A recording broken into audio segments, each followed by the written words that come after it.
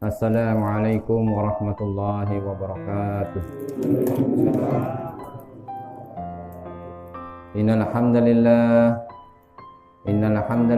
nasta'inuhu wa nastaghfiruh wa nu'minu bihi wa natawakkalu 'alaihi wa na'udzu billahi min shururi anfusina wa min sayyiati a'malina.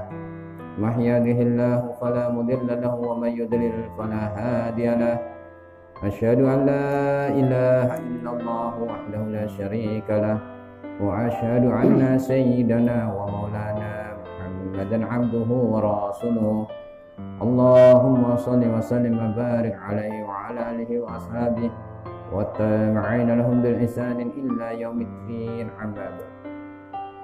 Faqala Allah ta'ala fi kitabihil karim, kuntum khaira ummatin ukhrijat lin-nas ta'muruna bil ma'ruf wa tanhauna 'anil munkar wa tu'minuna billah. Hadirin jamaah salat maghrib yang sama-sama mengharapkan kasih sayang Allah Subhanahu wa taala, sama-sama mengharapkan ampunan Allah Subhanahu wa taala, yang sama-sama mengharapkan keridhaan Allah Subhanahu wa taala. Segala puji bagi Allah Subhanahu wa taala. Salawat serta salam kita sampaikan kepada junjungan kita yang mulia baginda Rasulullah SAW, ahli keluarga beliau, para sahabat beliau, dan orang-orang yang senantiasa istiqomah mengamalkan agama beliau, menyampaikan agama beliau ke seluruh alam. Hadirin jamaah salat maghrib yang dimuliakan oleh Allah Subhanahu wa taala. Umur ini adalah pemberian daripada Allah Subhanahu wa taala. Umur ini adalah amanah daripada Allah Subhanahu wa taala. Maka bagaimana kita manfaatkan umur kita ini? Umur yang telah diberi oleh Allah Subhanahu wa taala ini. Kita gunakan untuk taat kepada semua perintah-perintah Allah Subhanahu wa taala dan menjauhi daripada seluruh larangan-larangan Allah Subhanahu wa taala. Ikut contoh yang mulia baginda Rasulullah sallallahu alaihi wasallam. Hadirin rahmati Allah Subhanahu wa taala. Dikatakan oleh para ulama, tanda cinta Allah Subhanahu wa taala kepada seorang hamba, maka Allah Subhanahu wa taala akan habiskan umurnya, akan habiskan waktunya untuk mengamalkan agamanya Allah Subhanahu wa taala.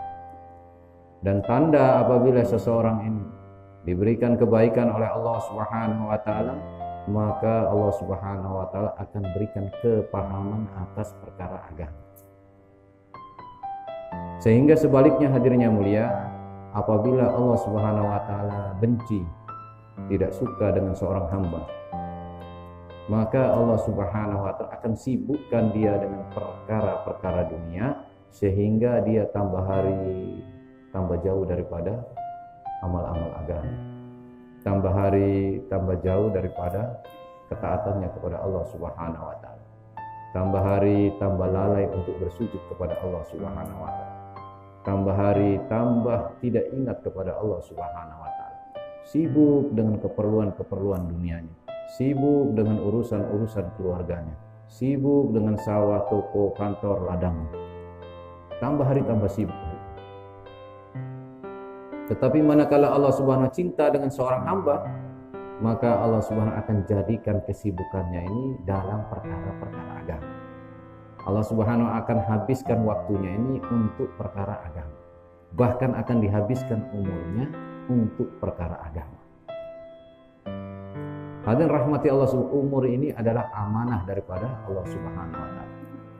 Tinggal kita hadirin mulia, apakah kita mau habiskan umur kita ini untuk mengikuti hawa nafsu kita, atau kita habiskan umur kita ini sesuai dengan perintah Allah Subhanahu wa taala, sesuai dengan kehendak Allah Subhanahu wa taala. Tinggal kita hadirin. Sehingga hadirin rahmati Allah Subhanahu, begitu pentingnya umur ini, usia ini yang Allah berikan kepada kita sebagai amanah ini. Begitu pentingnya waktu yang Allah berikan kepada kita ini, sehingga Allah Subhanahu berfirman, berulang-ulang disebutkan di dalam Al-Quran, wal asri, demi waktu asar, wad duha, demi waktu duha, wal laili, demi waktu malam, wan nahari, demi waktu siang.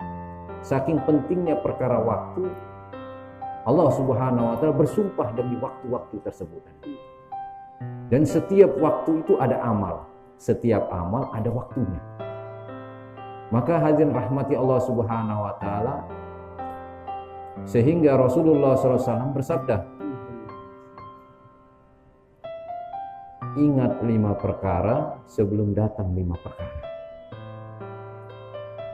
Ingat saat hidup sebelum datang masa kematian. Ingat masa mudamu sebelum datang masa tuamu. Ingat masa sehatmu sebelum datang masa sakitmu. Ingat masa lapangmu sebelum datang masa sempitmu. Ingat masa kayamu sebelum datang masa miskinmu. Ini perkara apa hadirin? Perkara waktu. Apa yang dikehendaki oleh Allah Subhanahu wa taala? Ketika masih hidup banyak ingat Allah. Nanti ketika kita sudah mati, Allah akan ingat kepada kita.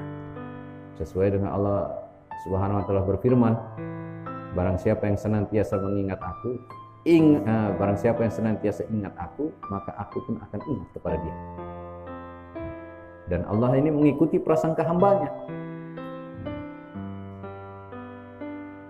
Saat kaya dia ingat Allah, maka saat dia miskin Allah ingat dia.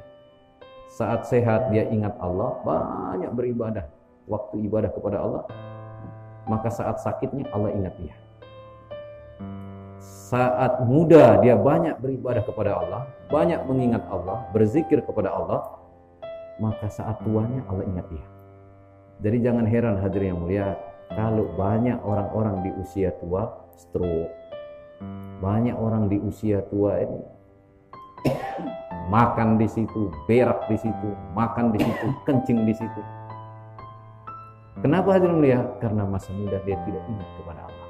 Sehingga masa tuanya ketika dia sudah tidak punya kekuatan lagi, Allah tidak ingat dengan dia. Allah biarkan hidup sebagaimana orang-orang yang tidak beribadah kepada Allah. Hidup sebagaimana hewan ternak yang seolah-olah tidak ada hisab, tidak ada pertanggungjawaban. Padahal kita tahu, mungkin di sini rata-rata petani. Kalau kita tanam padi, maka yang tumbuh itu padi. Tidak mungkin kita tanam padi tumbuh jagung, itu mustahil. Kalau dari muda kita tanam amal-amal kebaikan, mendekat kepada Allah, maka ketika tua baru kita panen. Ketika kita sudah tidak kuat lagi, ketika mata sudah tidak tajam lagi penglihatannya, telinga sudah kurang pendengarannya, ketika kulit sudah keriput, rambut sudah beruban, gigi sudah tanggal, ketika itu baru Allah ingat dengan dia. Allah akan jaga dia. Sebagaimana ketika muda dia jaga perintah-perintah Allah, maka ketika dia tua Allah akan jaga dia. Ini ketika hidup saja, masa muda kita habiskan untuk tidak taat kepada perintah Allah, maka masa tua tidak dijaga jasadnya oleh Allah, dibiarkan seperti itu saja. Apalagi masalah kubur. Bagaimana jasad tidak hancur?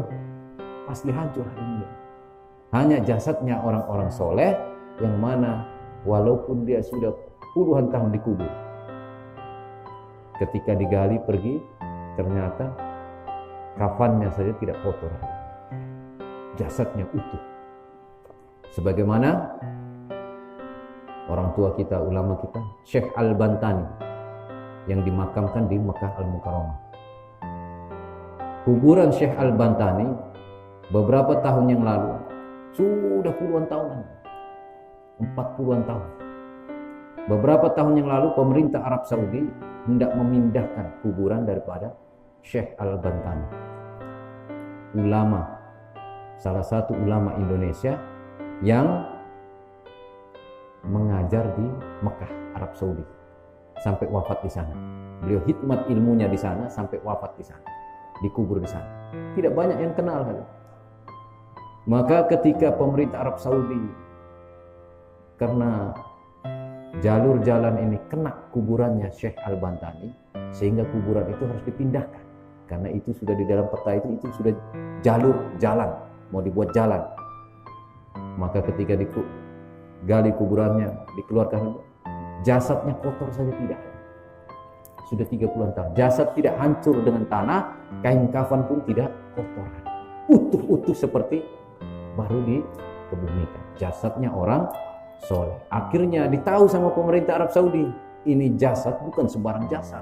Karena usia sudah sekitar 40-an tahun dikubur. Ini jasad orang soleh, ulama, walinya Allah Subhanahu wa Ta'ala. Kuburkan kembali, pindahkan rute jalan itu ke tempat lain. Akhirnya tidak jadi dipindahkan kuburannya. Bahkan itu dijadikan satu penghargaan karena ada ulama Indonesia yang berkhidmat ilmu agamanya di situ, mengajar di situ. Dan jadi tahu.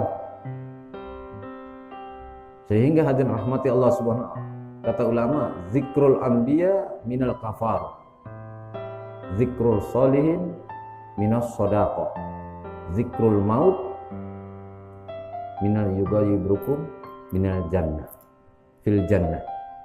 Zikrul anbiya minal kafarah, mengingat para nabi dan para rasul itu akan menggugurkan dosa-dosa.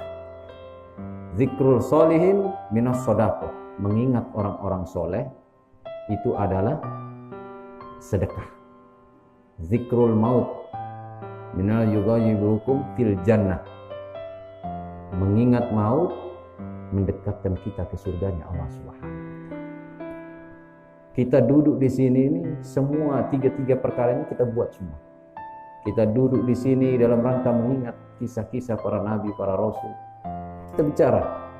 Duduknya kita di sini ini mengingat orang-orang soleh.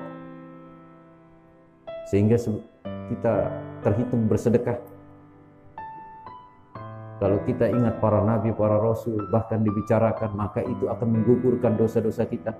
Kalau kita ingat orang-orang soleh, zikrul solihin minas sodaqah, kita mengingat orang-orang soleh, membicarakan orang-orang soleh, untuk mengambil ibrah dari orang-orang, kehidupan orang-orang soleh, mengambil berkah dari amal-amal mereka, maka itu sedekah bagi kita.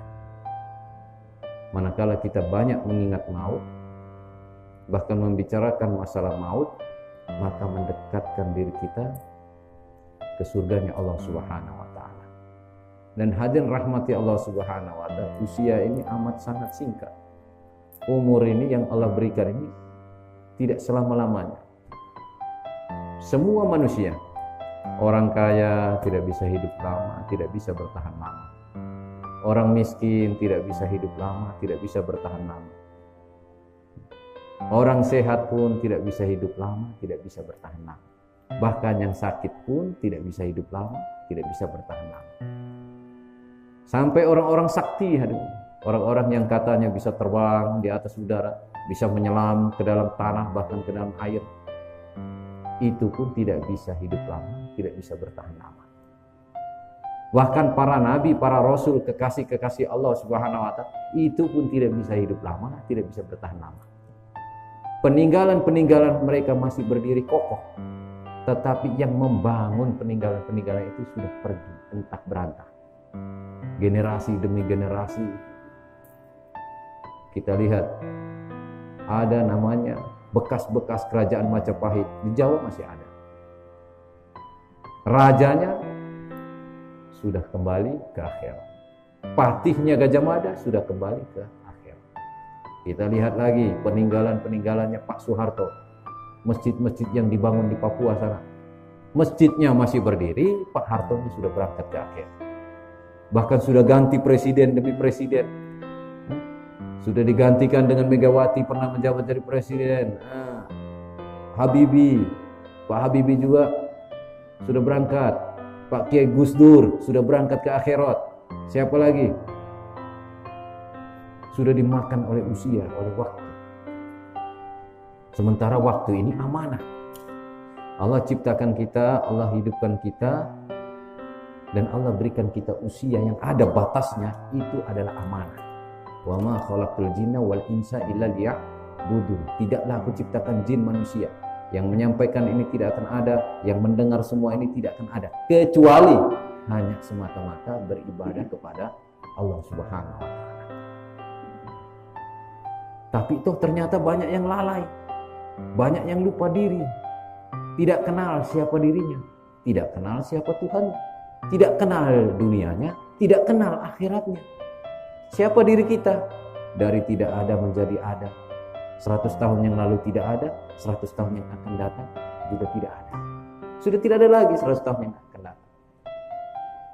Lupa diri bahwa nanti kita akan berangkat ke akhirat. Tanda-tanda peringatan dari Allah sudah datang. Ketika menghadap Allah nanti kita akan protes kepada Allah. Ya Allah, tidak datang peringatan sehingga bekalku kurang menghadap Engkau. Maka Allah katakan, jumlah gigimu sudah berkurang. Itu adalah peringatan dari aku. Jumlah ketajaman penglihatanmu sudah berkurang. Itu adalah peringatan dari aku. Kulitmu yang kencang sudah keriput. Itu adalah peringatan dari aku. Rambutmu yang hitam mengkilat sudah memutih. Itu adalah peringatan dari aku. Langkah kakimu sudah tidak bisa lagi berlari, hanya berjalan perlahan-lahan. Itu pun peringatan dari aku. Peringatan yang bagaimana lagi yang harus aku berikan kepada engkau, bahwasanya engkau akan kembali kepada aku. Wa bi ayyi ala rabbikuma tukadzibun. Nikmat Tuhan kamu yang manakah yang kamu dustakan? Aku beri kalian masa muda, aku beri kalian, titipkan harta, aku berikan kalian istri dan anak untuk menemani kehidupan dunia kurang lebih 67 tahun. Aku mampukan kalian bangun rumah, aku mampukan kalian beri kendaraan, aku mampukan kalian titipkan lagi sawah, ladang, toko, kantor. Maksudnya diberikan itu supaya tambah mendekat kepada Allah. Punya kebun kita gunakan tambah hari tambah dekat kepada Allah. Punya harta, harta bisa mendekatkan kita kepada Allah. Punya istri anak bisa mendekatkan kita kepada Allah. Bukan kita tambah lalai dari perintah Allah. Kalau kita tambah lalai daripada perintah Allah, sampai-sampai kita tinggalkan perkara sholat, yang menjadi perkara fardu wajib dikerjakan dapat pahala, ditinggalkan berdosa, itu pun kita sudah tinggalkan, maka la azidannakum wala in kafartum. La in syakartum la azidannakum wala in kafartum inna azabi lasyadid. Kalau sholat juga sudah ditinggalkan, maka yang terjadi wala in kafartum inna azabi lasyadid. Tergolong kita ini orang-orang yang kufur, yang dijanjikan oleh Allah akan mendapatkan azab yang pedih. La in syakartum la azidannakum. Kalau kau pandai bersyukur, maka akan aku tambah lagi nikmat. Nah, kata ulama, syukur ini bukan diucap di lidah, di lisan. Alhamdulillah. Kalau diucap di lisan, perampok pun dia ucap alhamdulillah. Bagaimana hadirin rahmati Allah subhanahu perampok? Ketika dia merampok, ternyata di tengah-tengah dia merampok, datang pihak polisi. Maka dia lari. Ketika dia lari selamat, dia ucapkan alhamdulillah tidak sampai tertangkap. Lalu bagaimana dengan ada seorang perempuan, mohon maaf, perempuan tidak baik, ketika sudah memesan kamar, sudah booking, sudah janjian, baru mau berangkat hujan lebat, maka dia berteduh. Ketika hujannya selesai, dia ucapkan alhamdulillah hujannya sudah selesai, siap berangkat tempur. Kalau hanya sekedar alhamdulillah, anak kecil juga bisa alhamdulillah tanpa dia tahu makna dan artinya. Syukur itu tidak seperti itu halnya. Tidak sekedar diucapkan di lisan, tetapi syukur ini wujud dalam amal-amal ketaatan. Itu baru syukur. Lisan boleh ucap alhamdulillah, tetapi jasad tidak bergerak taat. Maka lisan boleh ucap, hati tidak membenarkan.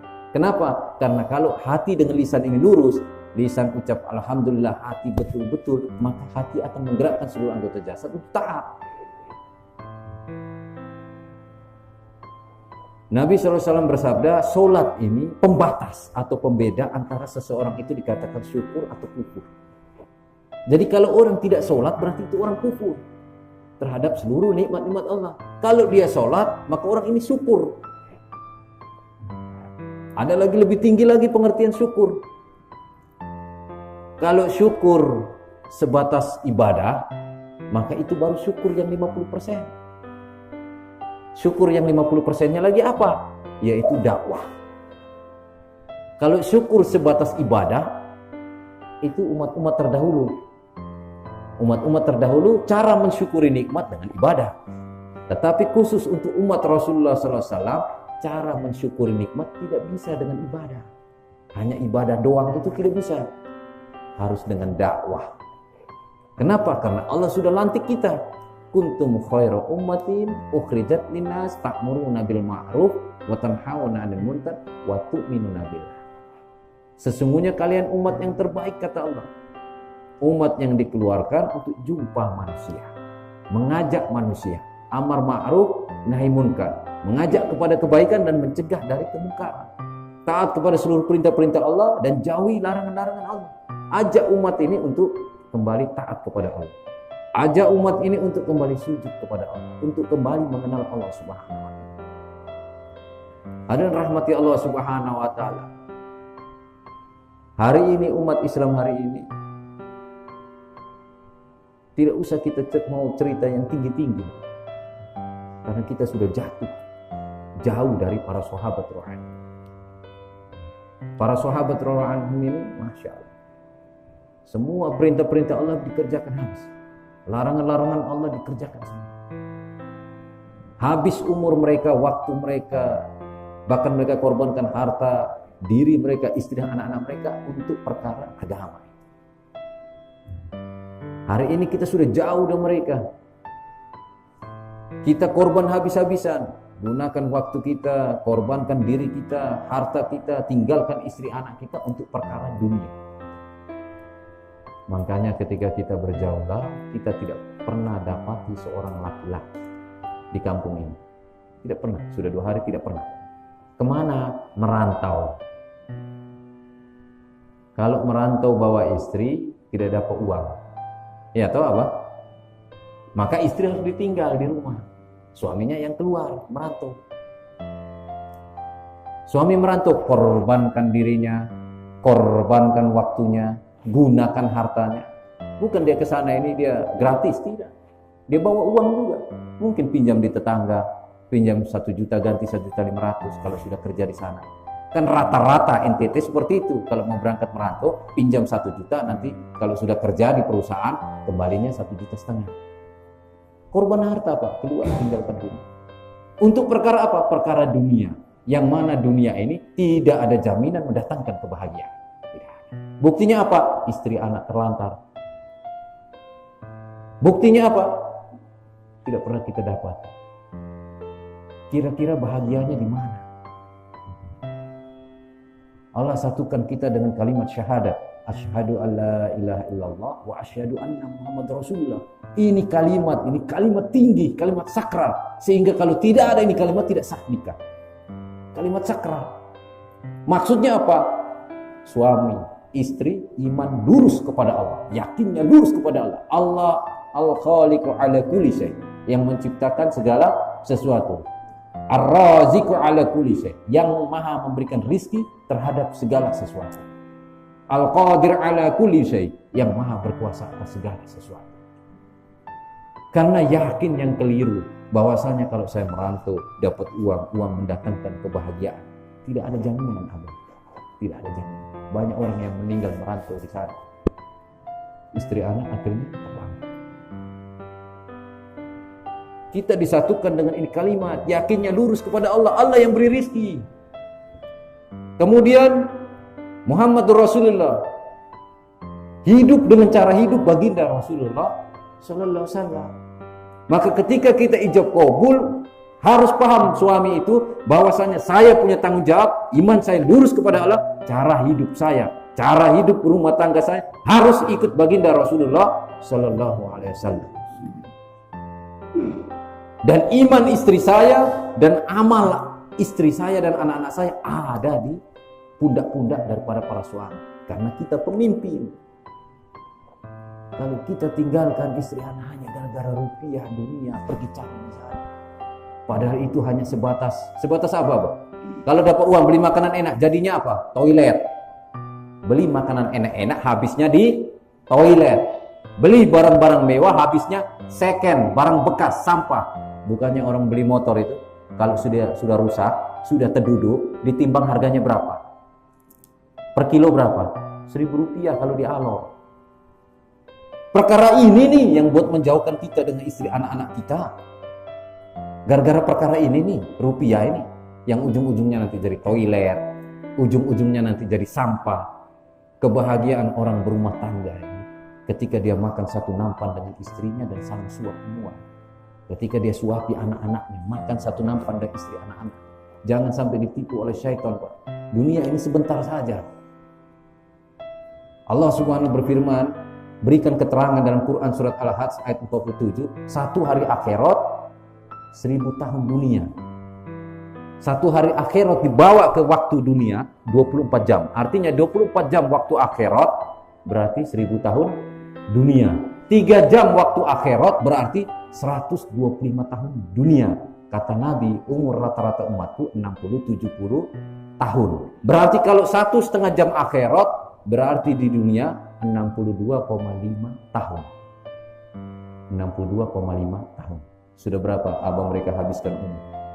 Sudah 40 tahun. Sekarang ini ada yang duduk ini sudah 40 tahun. Sudah 50 tahun. Sudah 60 tahun. Kok masih belum buat persiapan untuk menghadap Allah? Belum buat persiapan untuk bekal iman amal ini. Padahal sudah tahu pasti. Sehingga Ibrahim bin Adham rahmatullahi alaih beliau katakan, aku heran dengan manusia. Aku heran. Dia sudah tahu bahwa sudah menjadi tanggung jawab Allah untuk menyampaikan rezeki kepada mereka. Tetapi mereka sibuk pikirkan kapan besok ini makan apa, lusa makan apa, yang akan datang makan. Besok makan apa, lusa makan di mana, lusa lagi makan siapa. Hanya pikir itu saja. Orang miskin, ekonomi pas-pasan, dia bilang besok makan apa. Orang yang ekonominya sedang, pegawai negeri, besok makan di mana. Yang orang kaya, besok kita makan siapa. Orang kaya ini, kalau dia pimpro, dia makan uang aspal, dia makan uang jembatan. Besok makan siapa? Yang dipikir hanya perkara makan. Kalau hanya 24 jam habis waktu hanya untuk perkara makan, lah bedanya dengan kambing apa? Kalau manusia tidak mau ibadah, bedanya dengan kambing apa? Kambing juga menghabiskan waktu. Kambing bangun pagi dia lihat matahari terbit. Sore hari dia lihat matahari terbenam, dia masuk kandang. Itu saja tugasnya kambing. Hari-harinya makan rumput, cari rumput. Nah, kalau manusia sudah tidak mau ibadah, pagi matahari terbit dia ingat kerja, harus cari uang makan. Sore ketika matahari terbenam dia ingat harus pulang ke rumah. Nah, itu bedanya apa? Tidak ada bedanya. Rugi, Pak. Rugi. Umur dikasih terbuang percuma. Padahal umur ini ibadah. Wa ma khalaqtul jinna wal insa illa liya'budun. Setiap detik, setiap menit ini ada ibadah, ada nilai ibadah. Itulah kenapa baginda Rasulullah SAW berikan sunnah-sunnah 24 jam. Dari bangun tidur sampai tidur kembali. Tidak ada yang sia-sia. Makan cara Nabi. Maka makannya ini, dia sibuk makan, malaikat sibuk catat pahala. Kalau dia tidur cara Nabi, kita sibuk tidur, malaikat catat pahalanya. Kenapa? Karena tidurnya cara Nabi, makannya cara Nabi, istinjanya cara Nabi, mendidik keluarganya dengan cara Nabi. Nah, kita sekarang dunia saja yang kita pikir. Dulu sahabat agama di kepala, dunia yang dia jinjing saja. Jadi ketika goyang agama, dunia dia buang. Dia buangkan, dia tinggalkan urusan sawah, toko, kantor, ladang, dia buang. Dia tahan ini agama. Jangan sampai agama ini jatuh. Kita terbalik, Pak. Dunia kita junjung, agama kita jinjing. Kalau dunia goyang, sawah, ladang, toko, kantor, ternak. Wah, ternak tidak bisa maju ini. Goyang ekonomi saya kalau ternak ini. Kita tidak kasih makan. Kalau ternak tidak dikasih makan hari ini, lusa, atau 3 hari ini, wah, goyang ini ekonomi saya. Maka sampai sibuk dengan ternak, tinggalkan sholat. Hanya gara-gara ternak orang tinggalkan sholat, gara-gara perahu orang tinggalkan sholat, gara-gara motor rusak orang tinggalkan sholat, gara-gara kerja rumah orang tinggalkan sholat, gara-gara kau diciptakan bukan untuk itu perkara, kau diciptakan untuk ibadah kepada Allah. Tidak dilarang mau ternak, mau petani, mau nelayan, mau kantor, tidak dilarang. Itu hanya sekedar keperluan saja, keperluan hidup. Kapan kita mati, tidak perlu lagi dengan keperluan-keperluan itu. Bahkan tidak ada yang dibawa juga ke dalam kubur. Abang mereka pernah lihat, kendaraan itu keperluan hidup. Pernah lihat orang mati bawa motornya, mobilnya? Tidak pernah. Istri, anak itu, rumah itu keperluan hidup. Pakaian keperluan hidup. Pernah lihat orang masuk kubur itu dia bawa semua? Dengan rumahnya. Tidak. Maksudnya itu kita sudah pikir, sudah cerdas. Kita sudah cerdas. Lihat begitu sudah cerdas. Mati tidak bawa apa-apa. Gitu. Hanya apa? Iman dan amal soleh. Kain kafan itu kita siap memang.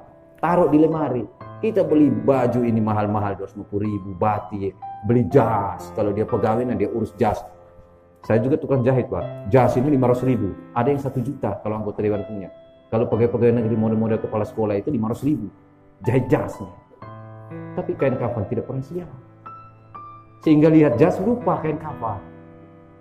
Lihat jas kan lupa kain kafan. Dia lihat, oh jas. Oh saya pertemuan 1 bulan lagi. Seolah-olah dia akan hidup 1 bulan lagi. Kalau sekiranya dia taruh kain kafan untuk mengingatkan dia bahwa setiap detik, setiap menit Israel bisa saja datang. Ambil nyawa dia. Maka dia akan sibuk. Walaupun dia di kantor, dia akan zikir kepada Allah. Walaupun dia di tarik ternak, dia akan zikir kepada Allah. Walaupun dia di nelayan lagi mancing, dia akan zikir kepada Allah. Karena ada kain kafan, dia ingat terus. Orang-orang soleh hadirin ya, para ulama-ulama, tabi'in, zaman tabi'ut tabi'in. Kain kafan itu benda keramat yang wajib ada di dalam lemari. Nah kita terkadang lupa perkara itu. Pakaian kita sebenarnya yang akan kita tinggalkan dulu. Sunnah Pak pakaian itu. Orang-orang soleh taruh pakaian kain kafan.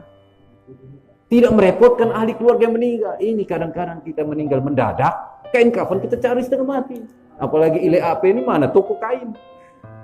Belum lagi dupanya, belum lagi ini. Oh ini orang tidak ingat mati ketika hidup. Sehingga bahkan kain kafan pun tidak ada persiapan. Kita ini Pak, hidup di atas punggung dunia. Yang sewaktu-waktu kita akan turun ke dalam bumi. Hari ini kita jalan di atas tanah, besok kita berbaring di atas tanah. Maka kalau kita tidak pikir hari ini lalu, kalau kita tidak mengingatkan perkara ini, orang lupa. Karena mata hanya dipakai untuk lihat dunia, telinga hanya dipakai untuk mendengarkan dunia, lisan dipakai untuk bicara dunia. Tidak pernah lisan ini duduk dalam majelis seperti ini, tiap detik, tiap menit, di rumah ngopi, sambil bicara keagungan Allah, kebesaran Allah, perkara akhirat, ingat mati. Atau sesama peternak ketika gembala kambing, ketemu, alhamdulillah. Nanti sebentar kalau sholat ingatkan saya ya, saya pergi ambil makanan saya. Itu baru, bukan dua-duanya lupa. Ini gara-gara ternak saja ini kita lupa sholat ini. Baru ingin hidup bahagia, bagaimana bisa bahagia ya? Tidak bisa bahagia. Nyawa kita ini milik Allah, ruh kita juga milik Allah.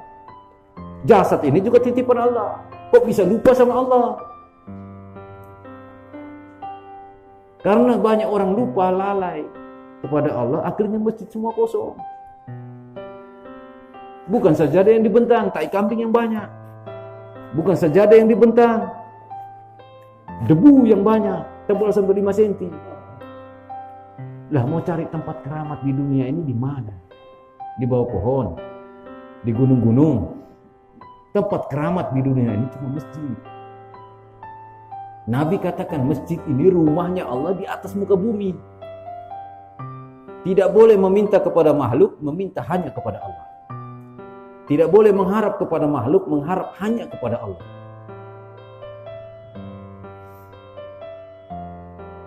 Pak Ustadz saya tidak tahu baca Quran. Terus saya hanya tahu 3 kul. Al-Fatihah dengan 3 kul. Bisa sholat? Bisa. Yang penting Al-Ikhlas itu kau baca betul-betul. Dan kau amalkan dalam kehidupan hari-hari. Bisa mengantarkan kau ke dalam surga. Ini sudah tahu Al-Fatihah saja dengan 3 kul. Tapi kalau ada apa-apa mintanya kepada makhluk. Lalu ayat Allahu Somad ada di mana? Ayat Kul Huwallahu Ahadnya ada di mana? Kul Huwallahu Ahad. Katakan hanya Allah saja yang Esa satu. Allahu Somad. Allah tempat bergantung seluruh hajatnya makhluk. Sudah tahu Al-Fatihah dengan 3 kul saja. Sudah tidak tahu mengaji tapi modal hafalan saja. Al-Fatihah dengan 3 kul. Tinggalkan sholat. Kalau ada masalah mintanya kepada makhluk. Nah kalau kita seperti itu imannya, maka kita mati tidak akan mampu mengucapkan kalimat La ilaha illallah. Nah, mumpung umur masih dikasih oleh Allah, maka kita jaga itu. Sayyidina Ali radhiyallahu anhu berkata, apabila amal kita hari ini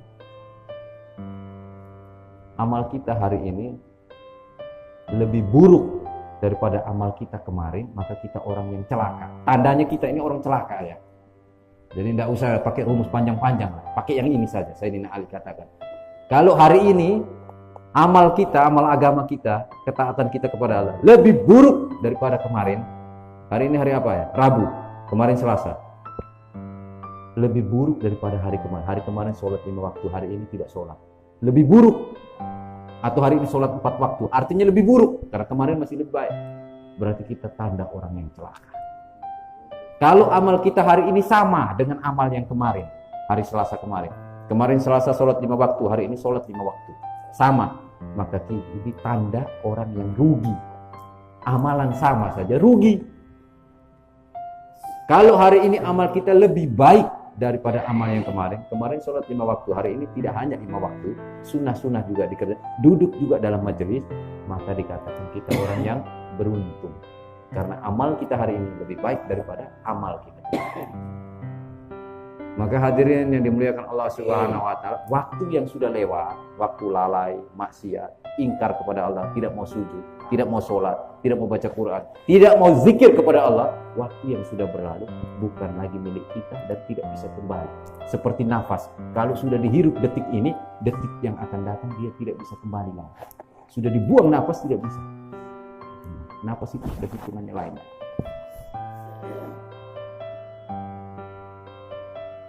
Maka ini perlu kita pikir hari ini. Waktu kita mau habiskan untuk apa? Untuk mau ikut hawa nafsu kita saja atau mau ikut perintah Allah? Maka hadirin rahmati Allah Subhanahu wa taala. Ini perkara bukan perkara sepele, Pak, karena ini perkara besar. Amma yatasaalun 'anin naba'il 'azim. Ingatlah, setelah dunia ada akhirat. Setelah alam dunia ada alam akhirat. Usia kita kata Nabi rata-rata 60 sampai 70 tahun. Dilihat dari langit cuma 1,5 jam saja. Oh, ternyata 1,5 jam saja. Saya usaha atas iman, usaha atas amal-amal Rasulullah SAW. Oh, cuma 1,5 jam saja saya usaha menghidupkan sunnah Nabi 24 jam. Oh, ternyata cuma 1,5 jam saja saya sholat khusyuk wal khudu, jaga sholat 5 waktu. Cuma 1,5 jam saja. Cuma 1,5 jam saja saya berzikir menuntut ilmu kepada Allah. Cuma 1,5 jam saja saya perbaiki akhlak, ibadah, muamalah, muasyarah. Cuma 1,5 jam. 1,5 jam saja perbaiki keikhlasan di hadapan Allah dalam setiap amal-amal kita. Dan 1,5 jam saja saya dakwah wa tabligh huruf fisabilillah. Dakwah, sampaikan kalimat la ilaha illallah kepada seluruh umat. Dakwahkan la ilaha illallah di jalan Allah. Cuma 1,5 jam saja. 62,5 tahun. Itu pun tidak semua karena masa muda sudah habis terbuang percuma untuk dunia. Nah, waktu yang untuk Allah ini tinggal perbaikan ini. Tinggal berapa? Sebulan lagi? Terlalu lama. Seminggu lagi? Tidak ada jaminan. 1 jam yang akan datang? Belum ada jaminan kita masih hidup. Maka cepat-cepat ambil keputusan. Saya siap keluar 4 bulan. Keluar di jalan Allah, perbaiki iman saya, perbaiki amalan saya sebelum saya menghadap kepada Allah. 4 bulan level terlalu tinggi, turun ke bawah. 40 hari. 40 hari terlalu tinggi. Kurangi lagi menjadi 3 hari. Keluar dalilnya mana? Jadi dalil tadi itu kuntum khairu ummatin ukhrijat linnas ta'muruna bil ma'ruf wa tanhauna. Sesungguhnya kalian umat yang terbaik, kata Allah. Dikeluarkan untuk jumpa manusia, mengajak kepada kebaikan dan mencegah dari kemungkaran. Wa tu'minuna billah, dan beriman kepada Allah. Itu dalilnya. Mau dalil apa lagi? Wa man ahsanu qawlan mimman da'a ila Allahi wa 'amila shalihan wa qala innani minal muslimin. Tidak ada perkataan yang lebih baik, kata Allah, selain perkataan mengajak manusia kepada Allah.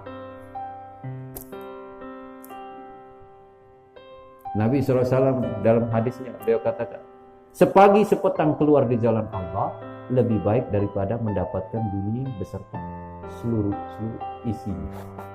Berdiri sesaat di depan pintu saudara muslim, ajak dia taat kepada Allah, maka itu lebih baik daripada sholat 2 rakaat di depan Hajar Aswad di malam Lailatul Qadar. Hari ini karena orang Islam tidak paham, maka malam Lailatul Qadar tunggu dulu 1 tahun baru dia tunggu 1 kali. Dan tanya-tanya juga. Malam ke 21, 23, 25, 27, 29.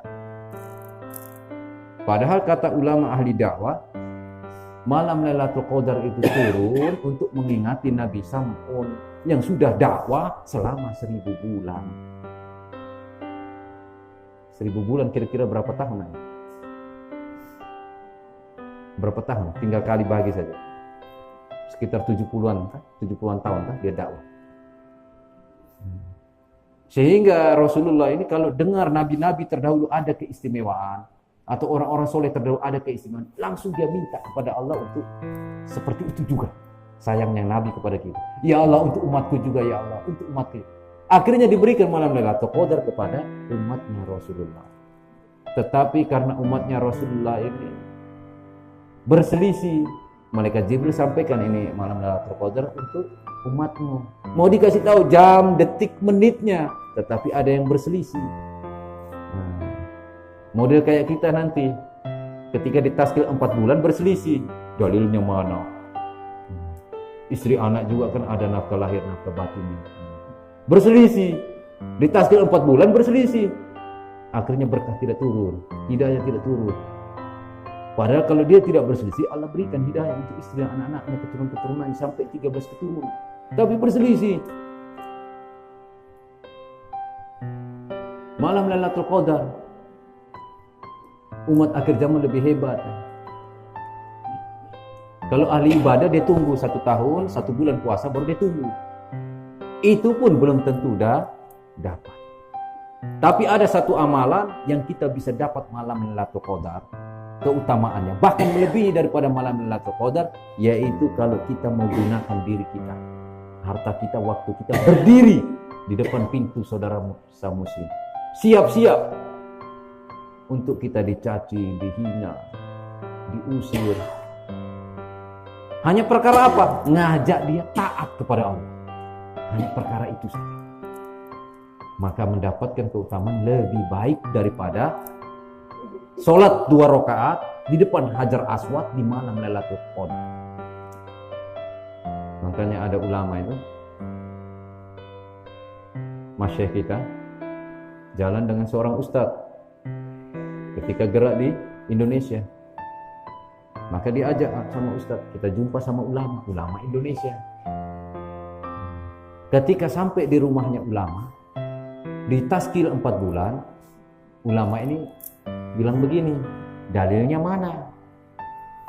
Padahal dia tidak tahu yang duduk di depan dia ini, masyayikh ini, muhadits, mufti, hafal 10.000, 15.000 hadis. Kalau dia akui seorang santri ambil fatwa dari dia, maka dipegang sudah santrinya. Ini orang yang kasih fatwa, ulama ahli hadis. Cuma memang tidak nampak keluarga Allah ini tidak pernah bawa setrika dari pusat-pusat, lucak-lucak begini. Tapi ini ulama ahli hadis, diakui seluruh dunia. Bawa ke ulama Indonesia tanya, ini dalilnya mana? Ajak saya 4 bulan. Maka masih diam saja. Ketika kembali masih tanya sama ustaz, itu katanya tadi itu ulama, orang alim. Tapi menurut saya bukan ulama, bukan orang alim. Karena kalau orang alim, ulama, seluruh dunia dia tahu dalil orang keluar di jalan Allah. Dia tidak akan tanya. Maka masih katakan apa? Itu bukan ulama.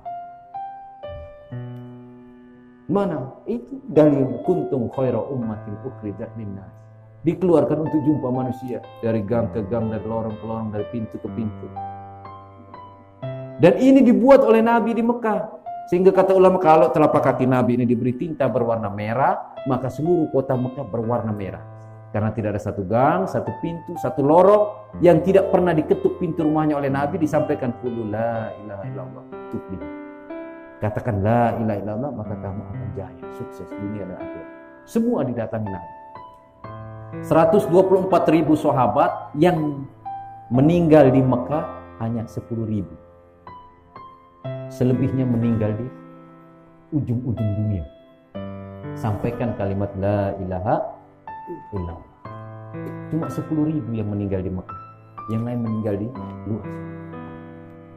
Nabi kirimkan satu rombongan ke Cina, berangkat ke Cina, dakwah ke Cina, sehingga di Cina ada kuburannya sahabat Nabi. Dakwah sampai ke Cina. Kita ini bukan petani, nelayan, pegawai, bukan. Kita ini umat Nabi yang profesinya pegawai, umat Nabi yang profesinya nelayan, umat Nabi yang profesinya petani, peternak, umat Nabi. Maka umat Nabi punya kewajiban dan punya tanggung jawab kepada Allah. Kewajibannya ibadah, wa ma khalaqul jinna wal insa illa liya'budun. Tanggung jawabnya dakwah. Dakwah. Nabi lahir di kota Mekah. Wafatnya di Madinah. Pernah satu ketika ada seorang sahabat yang wafat di Mekah. Maka Nabi angkat tangan doa, ya Allah, sekiranya baik, maka dia tidak mati di kampung halaman, dia mati di luar. Untuk perkara apa? Perkara agama. Apa usaha istri anak kan butuh nafkah juga. Butuh nafkah itu banyak orang merantau 4 tahun, 5 tahun. Butuh nafkah. Istri ditinggalkan bisa. Kalau untuk perkara dunia bisa orang. Dan orang tidak tanya. Dalilnya mana? Keluar 5 tahun merantau. Tidak dipersoal ya. 4 tahun kampung kosong dari laki-laki. Tidak dipersoal. Allah tidak akan berikan kepahaman kepada abah mereka kalau abah tidak keluar. Abah pikir yang berbicara ini mau yang seni-seni. Kalau mau bicara seni-seni abah, ada Ustadz Sa'din, Masjid Agung Al-Ikhlas.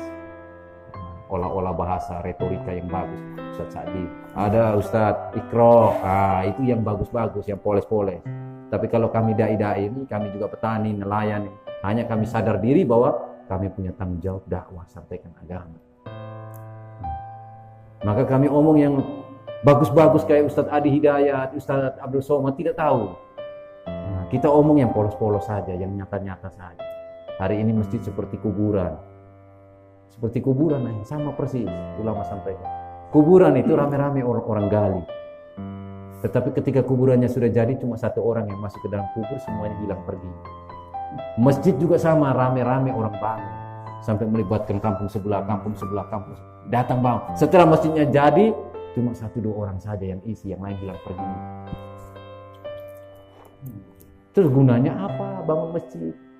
Bahkan ini semua, ini seantero alor ini hampir semuanya rata itu, masjid rehab semua. Lantai 2. Dipercantik, diperindah. Tetapi iman umatnya tidak ada yang pikir. Mau percantik, perbagus iman umatnya, tidak ada yang pikir. Maka harus ada orang yang pikir bangunan, ya ada. Ada juga harus yang paling inti, orang yang pikir tentang iman amal umat ini. Ingatkan kembali dia kepada Allah. Nah, kami datang ini untuk ajak Abah usaha atas iman. Abah tidak akan paham dengan agama kalau Abah tidak tinggalkan. Abah punya sawah, toko, ladang, kantor, bahkan ahli keluarga kita. Sahabat ini 13 tahun dididik sama Nabi, iman ini supaya sempurna. 13 tahun mereka di jalan Allah Subhanahu wa ta'ala, tinggalkan istrinya sementara jadi janda, anak-anak jadi yatim. Baru iman mereka sempurna, sehingga kata ulama, setiap susah payahnya sahabat buat usaha atas iman ini di medan dakwah. 1 tahun kelaparan, kekurangan makanan, dengan istri dan anaknya 1 tahun, baru iman naik 1 senti.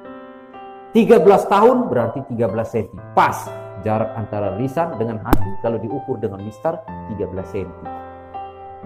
Coba ukur dengan mistar. 13 cm. Lisan ucap asyhadu alla ilaha illallah wa asyhadu anna Muhammad Rasulullah, hati langsung membenarkan. Kenapa? Karena sudah dididik imannya selama 13 tahun. Sekarang coba kita pikir lagi. Pohon jati yang di dalam hutan itu tidak ada nilainya itu. Tidak ada nilainya. Kalau dia masih ada di dalam hutan itu tidak ada harga, tidak ada nilai. Tetapi ketika pohon jati itu disensor, dikeluarkan dari dalam hutan dalam bentuk papan, dalam bentuk balok, dibawa ke kota, baru ada nilainya. Satu balok dihargai dengan 75.000. Tetapi kalau balok tadi itu dikelola lagi, dikirim lagi keluar daerah Kalimantan, wujudnya berubah, bukan balok lagi, meja, ukir, kursi, ukir, lemari, ukir, maka nilainya bertambah lagi. Yang tadinya satu balok itu hanya 75.000, ini sudah jadi 750.000 sampai 1 juta lebih, karena sudah diukir, dikemas sedemikian rupa. Maka hati bapak-bapak kalau hanya di rumah saja, sama seperti pohon jati di dalam hutan, itu harus dikeluarkan ayah. Hati dibawa keluar di jalan Allah Ta'ala. Kalau sudah keluar, baru abah punya kualitas. Yang tadinya manusia jadi umat. Karena umat ini kuntum khairul umat. Umat yang terbaik kata Allah. Kalau dia keluar, sampaikan la ilaha illallah Muhammad Rasulullah kepada manusia. Baru abah dapat gelar khairul ummah, umat terbaik. Kalau kita hanya di rumah saja manusia. Ku anfusakum wa ahlikum naro, jaga dirimu dan ahli keluargamu dari azab siksa api neraka. Masih ada lanjutannya.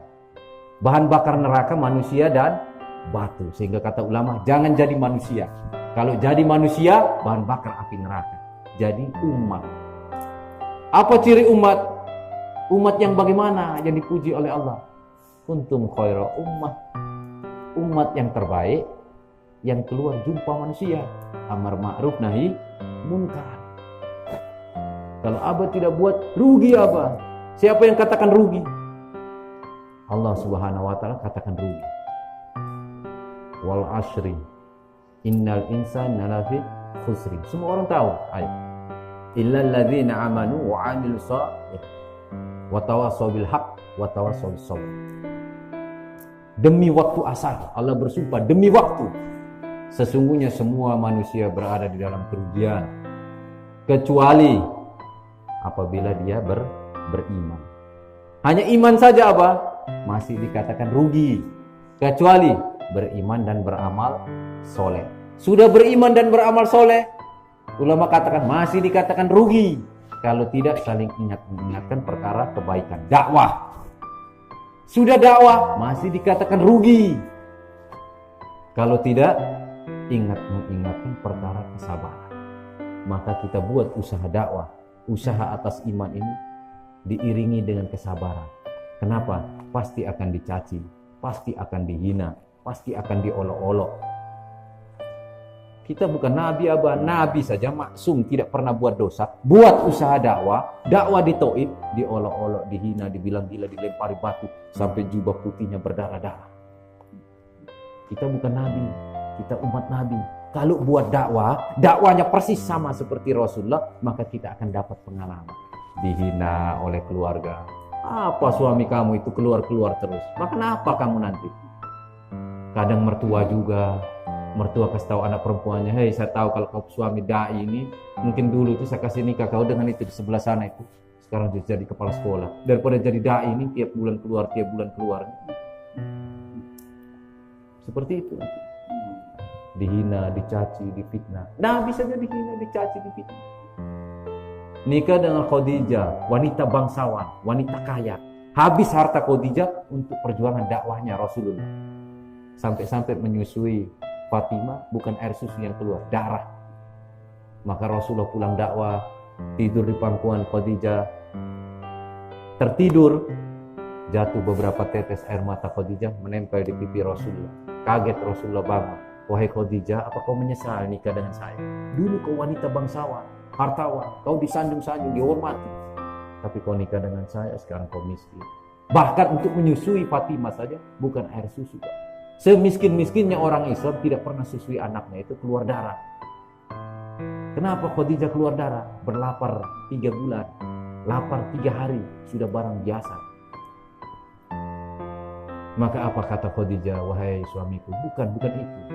Aku menangis bukan karena aku menyesal menikah dengan engkau, tetapi aku menangis ini karena sudah tidak ada lagi harta yang aku korbankan untuk agama ini, supaya kau bisa dakwahkan, sampaikan kalimat la ilaha illallah kepada seluruh manusia.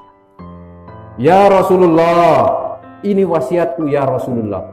Apabila nanti sepeninggalku nanti, setelah kau kuburkan aku, engkau hendak dakwah ke seberang lautan sana, engkau tidak dapati rakit, maka engkau kembali gali lubang kuburku, ambil tulang-tulangku, rakit dia sebuah rakit, jadikan dia sebuah rakit untuk kau seberangi lautan, dakwahkan agama sampai kepada manusia, agar manusia selamat dunia dan akhirat. Ini perjuangan dakwahnya Khadijah. Kita hari ini dakwah enggak.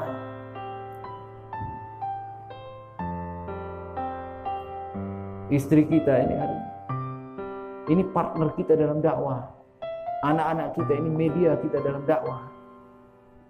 Tapi kalau anak-anak kita ini tidak paham dengan agama, dia hanya paham dengan dunia, hari-hari hanya urus game online, orang tua juga tidak paham dengan agama, kasih dia pegang HP, hari-hari urus main HP, dia paham masalah HP, paham masalah game online, tidak hafal Al-Quran, tidak tahu kitabnya. Bukannya banyak, tahu main game online sampai subuh-subuh. Sampai di Jawa itu banyak yang mati. Gara-gara apa? Kena lambung. Karena sibuk main game online, lupa makan. Orang tua tidak berpikir untuk agamanya. Hari-hari hanya cari uang. Padahal uang ini tipu daya iblis. Iblis buka kartu, Pak. Saya uji dia dengan ini, uji dia dengan ini. Orang-orang soleh tidak mempan semua. Tetapi ada satu senjata, ketika saya uji dia, tempias dia punya keikhlasan. Gugur semua dia punya amal. Apa itu? Dinar dan dirham. Yang hari ini kita bilang uang, rupiah, dolar. Dinar dan dirham. Makanya diceritakan ada orang soleh itu, dia lihat orang-orang kampung itu musyrik nyembah pohon, dia ke sana bawa kapak, mau tebang ini. Tetapi iblis menyerupai seorang pemuda, dihalang-halangi. Bertarung, ketika bertarung, pemuda ini menang. Pemuda yang bawa kapak pun. Ronde kedua lagi. Ronde pertama menang. Ronde kedua, pemuda menang. Ronde ketiga, tetap pemuda menang. Iblisnya kalah 3 kali pertarungan. Maka iblis katakan, ini hari kau jangan tebang. Kau pulang saja dulu, nanti setiap kau pagi bangun tidur, kau buka di atas bantal itu nanti ada dinar dan dirham. Jangan kau tebang. Maka pemuda ini juga ikut. Besok pagi dia bangun, dia buka, betul ada uang, dinar dan dirham. Hari kedua dia buka, betul ada uang. Hari ketiga dia buka, tidak ada uang. Maka dia ambil kapak, dia mau tebang itu pohon. Dihalangi lagi iblis menyerupai pemuda. Berkelahi, ronde pertama pemuda yang bawa kapak kalah. Ronde kedua kalah. Ronde ketiga kalah. Tidak bisa buat apa-apa. Pemuda yang bawa kapak dia tanya, kenapa waktu kemarin-kemarin kita berkelahi 3 kali saya menang terus, tapi hari ini kalah? Karena kemarin-kemarin kau ikhlas menebang pohon karena Allah. Tetapi hari ini kau datang mau tebang pohon itu karena dinar dan dirham, uang tidak ada di bawah bantalmu. Maka kau kalah dari iblis. Nah, hari ini kita tinggalkan amal-amal agama. Sholat ditinggalkan, baca Quran tinggalkan, zikir tinggalkan. Gara-gara apa? Gara-gara dunia, uang ini. Maka hadirin rahmati Allah Subhanahu wa taala, atas pentingnya perkara ini, besok kami sudah pindah masjid dan alhamdulillah telah terbentuk rombongan 40 hari. Ada kurang lebih 3 orang. Nanti kalau bapak-bapak niat untuk keluar 3 hari atau 40 hari, boleh gabung. Boleh bergabung dengan teman-teman yang bergerak 40 hari. Satu rombongan dari Kedang sudah dikirim ke Alor. Kemarin kita sempat hantar ke Alor, dan ini insya Allah satu rombongan lagi akan dikirim ke Alor. Rombongan ini harus dikirim, Pak. Usaha atas iman. Iblis ini usaha untuk menyesatkan manusia setiap detik, setiap menit. Maka usaha para nabi, para rasul juga harus setiap detik, setiap menit harus ada yang keluar. Tidak boleh berhenti. Kalau berhenti maka semua manusia akan tersesat, dibawa sama iblis, laknatullah. Iblis usaha menyesatkan manusia, ingkar kepada Allah, supaya durhaka kepada Allah, tidak taat kepada perintah Allah. Iblis usaha, kira-kira iblis dapat gaji? Tidak. Iblis dapat pesangon, dana pensiun? Tidak. Iblis mau harta kita? Tidak. Tapi iblis usaha siang malam dari zaman Nabi Adam sampai kita hari ini, bahkan sampai kiamat, karena dia benci dengan kita, benci sekali dengan kita. Karena waktu penciptaan manusia itu dia protes, disuruh sujud sama Nabi Adam, protes, dia protes, sombong dia. Dia benci dengan manusia karena manusia lebih mulia. Sehingga dia usaha siang malam, setiap detik, setiap menit untuk ajak manusia ini ke neraka. Lupa kepada Allah, ingkar kepada Allah. Nah, yang bisa menandingi usaha iblis hanya usaha para nabi, para rasul. Para nabi, para rasul dari zaman Nabi Adam sampai baginda Rasulullah SAW, sampai para sahabat, sampai para ulama tabi'in, sampai dengan kita hari ini. Kita tidak minta gaji dari Bapak, tidak minta pesangon, tidak ada dana pensiun. Kita keluar pakai harta sendiri. Tetapi usaha para nabi, para rasul didasari dari kecintaan kepada manusia. Kalau iblis didasari kebenciannya kepada manusia, kalau usaha para nabi, para rasul didasari kecintaannya kepada manusia. Makanya kami datang tidak diundang, dengan cara berjamaah, tidak minta upah. Inilah ciri-ciri dakwahnya Rasulullah. Datang tidak diundang, pulang juga tidak minta diantar. Datangnya dengan berjamaah, menggunakan diri dan harta. Jadi tidak ada pesan. Sahabat pembuat seperti itu, sehingga Allah perbaiki iman dan amalan mereka, iman amal istri dan anak-anak mereka dijamin oleh Allah Subhanahu wa Ta'ala. Maka kalau kita mau ikut jejaknya para nabi, para rasul, ambil usaha yang diwariskan kepada kita, usahanya para nabi, para rasul, ajak manusia taat kepada Allah, maka kita akan mendapatkan kemuliaan, iman kita, amal kita, iman amal istri, anak-anak kita, keturunan-keturunan kita, bahkan 13 keturunan dijamin oleh Allah Subhanahu wa Ta'ala. Tergantung dari kita. Waktu tinggal sedikit lagi ya. Karena tanda-tanda ini dari Allah ini sudah banyak nih. Rambut sudah putih, muka juga sudah tidak ganteng lagi, sudah tua, sudah keriput. Kalau usia-usia kayak Abah, lamar pekerjaan di pabrik ditolak ayah. Ditolak, sudah tidak potensi lagi. Sudah ditolak. Tetapi sayangnya Allah, lamar 4 bulan, lamar 40 hari, diterima oleh Allah SWT. Bukannya yang datang ini tua-tua semua. Tua-tua semua. Usaha atas iman-iman mereka. Usaha atas iman istri dan anak-anak mereka. Baru kita ada nilai Abah. Kalau kita mau keluar dari rumah, baru ada nilai. Seperti pohon jati tadi. Keluar dari hutan, baru ada. Keluar tambah jauh lagi, harganya tambah tinggi lagi. Manusia tidak keluar-keluar dari rumah, hanya di kampung saja, tidak mau keluar sampaikan agama, maka dikhawatirkan jangan sampai statusnya tetap menjadi manusia, tidak menjadi ummah. Kuntum khairu ummah. Minta maaf ayah, kita mau bangga dengan ibadah kita. Biar saya ibadah saja, tidak usah dakwah, tidak usah keluar di jalan Allah. Mau ibadah saja, nanti malu dengan umatnya Nabi Musa alaihissalam. Bani Israel usia 950 tahun. Kalau berzikir tasbih keluar cahaya. Kalau sujudnya saja lantai sampai cepu. Langit sampai cepu. Dan itu umat ibadah. Kita umat dakwah. Umat ini rusak jauh dari Allah, tidak dikirim lagi nabi. Tetapi usaha kenabian, kerja dakwah, kerjanya para nabi tetap dilanjutkan oleh umatnya Rasulullah. Oleh karena itu turun itu ayat Quran surat Ali Imran ayat 110 yang langsung lantik daripada umatnya Rasulullah sebagai pekerja dakwah. Insyaallah Abah. Mudah-mudahan Allah berikan kepahaman. Mudah-mudahan kampung ini dijaga oleh Allah Subhanahu wa Ta'ala. Suami-suami yang merantau ini pulang, bukan hanya merantau untuk urusan dunia, tapi mau merantau untuk dakwahkan daripada agama.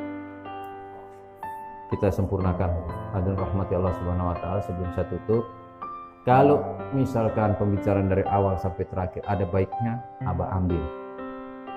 Tapi kalau tidak ada baiknya, tinggalkan. Nah, seperti itu. Kalau ada baiknya, ambil, amalkan. Kalau tidak ada, tinggalkan. Subhanallah wa bihamdihi, subhanakallahumma wa bihamdika, asyhadu an la ilaha illa anta, astaghfiruka wa atubu ilaik. Wabillahi taufiq wal hidayah. Wassalamualaikum warahmatullahi wabarakatuh.